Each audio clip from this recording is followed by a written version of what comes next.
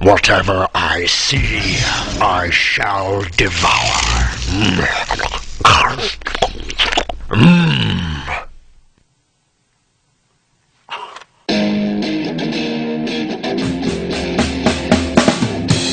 He's gonna take you back to the past to play the shitty games that suck ass. He'd rather have a buffalo take a diarrhea dump in his ear. He'd rather eat the rotten asshole of a roadkill skunk and down it with beer. He's the angriest gamer you've ever heard. He's the angry Nintendo nerd. He's the angry Atari Sega nerd. He's the angry video game nerd. It's time to wrap up this CDI shitfest. Let's take a look at the 2 remaining Zelda games. First, Link, The Faces of Evil. All the same problems I addressed in Zelda 1 and Ganon are present here, so there's not much need to go into such detail again. It has the same style of gameplay and the same cheesy cutscenes. Do you know what it means when you lose your last ruby? Now you work for me! Take him away! You're doing great, Link. You are our hero. Man, those fairies really like Link. The only real difference with this game is that you play as Link, and this time you're going to rescue Zelda, so the roles have been reversed. If you watch the demo, Link tells you how to play the game. Move the controller down, and I crouch. When I'm crouching, you can make me do the duck walk. Cool, huh? One difference is that you have to collect snowballs and fireballs.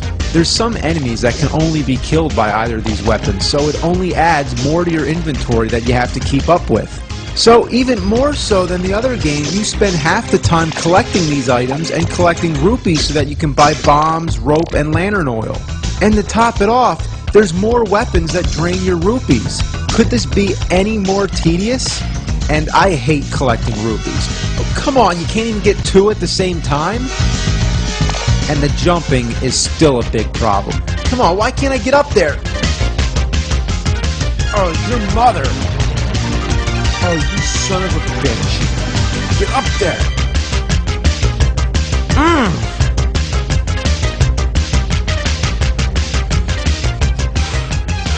It's time to start dropping some F-bombs. Fuck!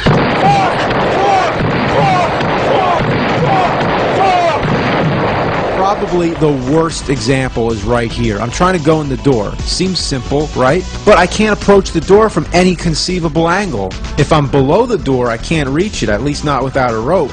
Too bad I had to use them all in order to get this far. I can't approach it from the other side because the pillar's blocking me. This is the part I really don't understand. You can pass through the bottom of the pillar and you can pass through the 2 pillars before it, which look exactly the same. Why is it that I can't go through this one fucking part? It seems the only way I can make it is to drop down from the top, but I can't get back up there. I'm jumping everywhere. I obviously can't go back up, which is ironically the way I came, all because I missed the jump, which is hard to begin with because you're so close to the ceiling. I'm also prohibited from going to the left. Whether I'm on the top or the bottom floor, there's a fucking piece of shit in the way. So once you fall down there, you're stuck. This is a joke. They designed this part of the stage to be a trap. The only way to get out of this is to stand here and let the falling spikes kill you. If it wasn't for them, you'd have to reset the game and lose all your data. The darkness is still a huge issue. Look, my lantern oil ran out, so I can't find my way back. So I'm really up shit creek without a paddle. And that means I'm paddling through the shit with my hands. Talking to people is still a strange ordeal. Why do you have to shove a sword up their ass? Right up their ass. Wow! You also use the sword to buy stuff. If the shop owner gets in your way, you end up talking to him. Go away, I'm trying to buy bombs. Lamp oil, rope. And here, once again, I'm trying to fight, but I keep talking to this asshole. Go away. Through the eye of Glutko. The enemies, once again, are a pain in the ass. Half of them are impossible to hit. Look at this, I'm trying to go down, but the fucking warthogs are in my way. This would be so simple if you could just jump down. Oh my goodness, this is awful! Another nuisance is that I can't hit the dodongos because the bombs just fly over them. If I could duck and throw the bomb, maybe I could hit him, but you can't do that because it activates the status screen. Yeah, you have to be standing to use your items. And I hate these damn snakes. Your timing has to be perfect.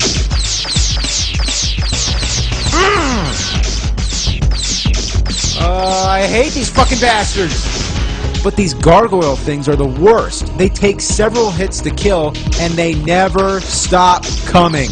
If you stay there and try to fight them off, you'll be there forever. I'm not kidding. It makes the most sense to just try and outrun them. Alright, Ganon, here I come. And I will make your face the greatest in Korodai, or else you will die. All I need is just one shot with a book. Yeah, it's a book this time. Just one hit. No, that doesn't count? Not into the pit! I still get the dramatic death scene, but I'm back outside the castle. Fuck. So I gotta go all the way through the castle again, and when I get there, thankfully Ganon's still dead. Then you gotta wake Zelda. Come on! I'm here to rescue your royal ass. Get the hell up! Wake the fuck up. Oh, I get it. I just saved you from Ganon! I won! Nothing short of poetry. Let's move on to the final piece of what's known as the Unholy Triforce.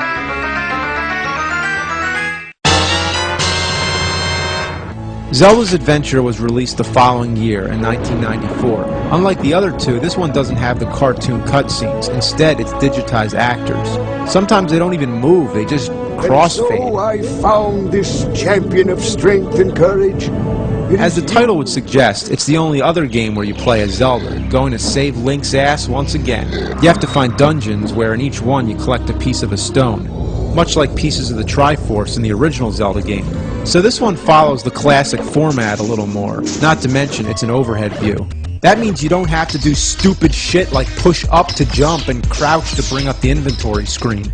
You can also touch the rupees and hearts without having to attack them. Of course, you do have to wait for them to touch the ground, which is confusing since it's overhead. It's better than the other two CDI games, but not by a whole lot. The most constant, annoying thing is waiting for the screen to load. Watch how long it takes. And you're probably thinking, oh, it can't do that every time. Oh yeah, it does. Imagine how long it takes you to get anywhere. Look at the original Zelda. Watch how quick it is. See? And that was on an old 8-bit console. Damn CD load time. Look at this. That's when you grab your beer.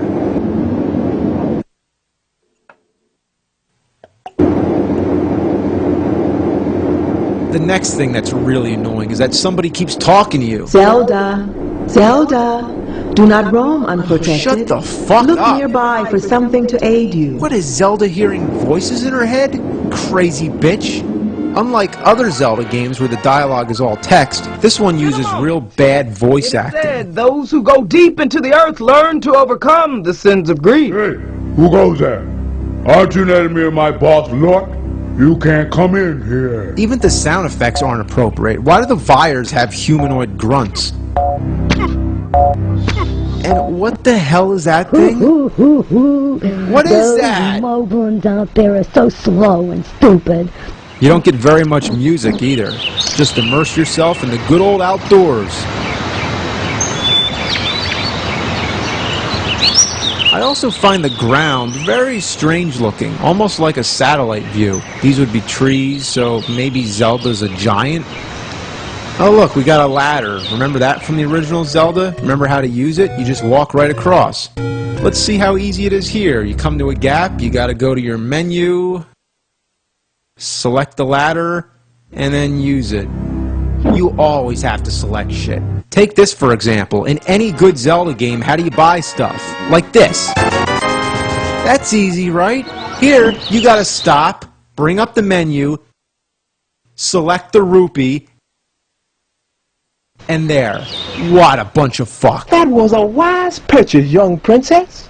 And I gotta say, the menu screen sucks. First of all, you can only hold one item. That includes the sword or wand, whatever. In the other games, you always have the sword and can select an additional item. Of course, the CDI doesn't utilize as many buttons, so whenever you need to use something, you bring up the menu screen.